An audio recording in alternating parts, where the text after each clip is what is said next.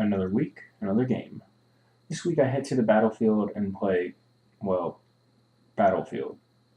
Battlefield 1 to be exact, I guess I should say. I've never played a Battlefield game before. I typically was a Call of Duty guy in that aspect, so I wasn't sure what I was going to be getting into. The two series have always seemed rivals of sorts due to their similar concepts and settings. This game that I played this week, Battlefield 1, came out around the same time that Call of Duty was like, hey, let's go back to World War II after both series had gone and done modern games for a number of years. But I must say that there is a lot to do in this game.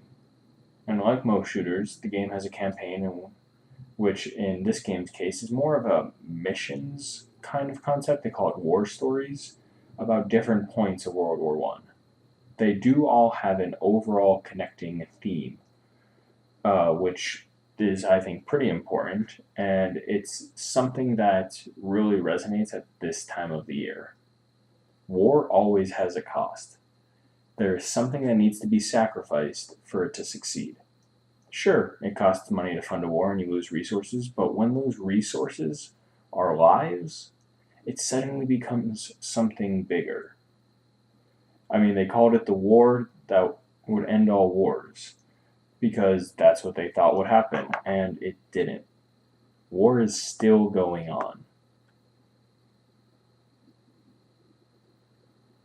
The multiplayer in this game does follow that theme to an extent as well in the Operations game mode, which has players take part in historical battles, which can go either the way that history had them go and play out, or they have the narrator discuss what would have happened if the results followed the game mode itself. It's all about the heaviness of war, the overall cost of it.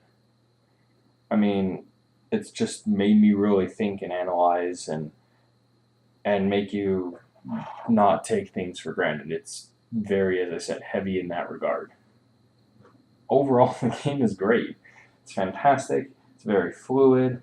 You rage at people online for pulling off ridiculous shots that you don't think that they should have been able to pull, but it's a lot of fun, and with its different classes and game types and weapons, there's a ton of replayability and just leveling up, and that's what most shooters have. So I think if anyone enjoys a shooter, then this is the game for them to go and play. That's all I have for this week. Time for the hint for next week. About time to hit the road and burn some rubber. See you next week.